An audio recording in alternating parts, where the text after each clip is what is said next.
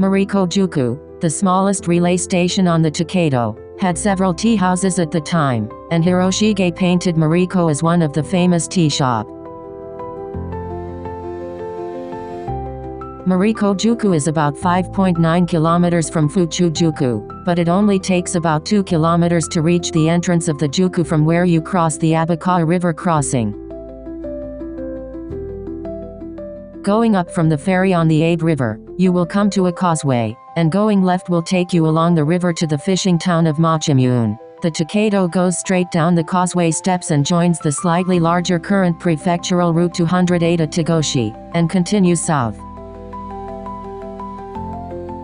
As you enter the town of Mariko, you cross a small river, but in the Edo period, you were greeted by a row of pine trees planted along the Tokaido from this area to the Mariko-juku.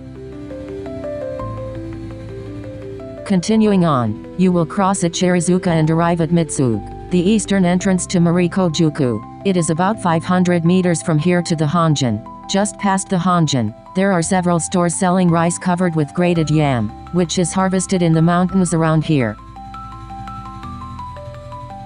Here is a picture map showing Mariko-juku as it was then. The rows of pine trees continue from the right side, and when the town begins, it quickly ends, crosses the Mariko River by a bridge, and the rows of pine trees begin again.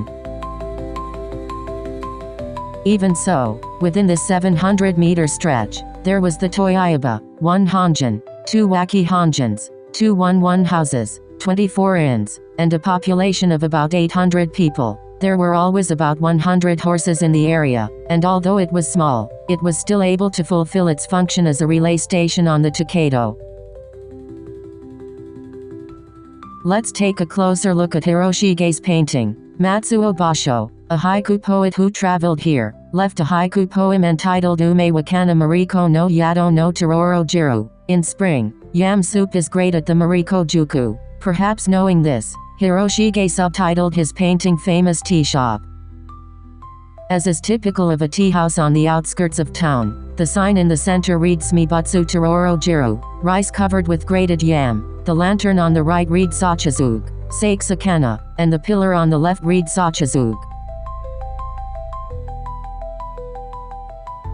In the Edo period, the mountains around Mariko yielded high-quality yam, and the yam soup made from it was much appreciated by travelers. Travelers may have wanted to eat something that would give them strength in order to safely cross the difficult Utsunoya Pass, which lies ahead. The photo shows yam soup over rice. Inside the shop, a traveler eating yam soup and a traveler drinking tea are facing each other with good expressions on their faces, and a mother with a child on her back is carrying something in a red bowl, as if to say, "Please." In the back of the shop, there are many skewers of grilled dried river fish, and many dishes are arranged on a red tray. To the left, a traveler, perhaps finishing his meal, is already heading alone toward the pass with a braided hat and socks slung over his shoulder. The atmosphere of those days is reminiscent of the relaxed atmosphere of those days. The Chinese characters in the title of the first print of this Mariko-juku are written in Maruko, rounded, characters, but all the second prints are written in Mari, bald, characters. The name of the land was written Maruko, round, and pronounced Mariko, so it seems that after the second print, the name was changed to Mariko, ball, which is written as Temari. The reissue edition depicts the entire Mariko-juku as a snowy night. The impression of a relay station in the mountains comes out well in this version.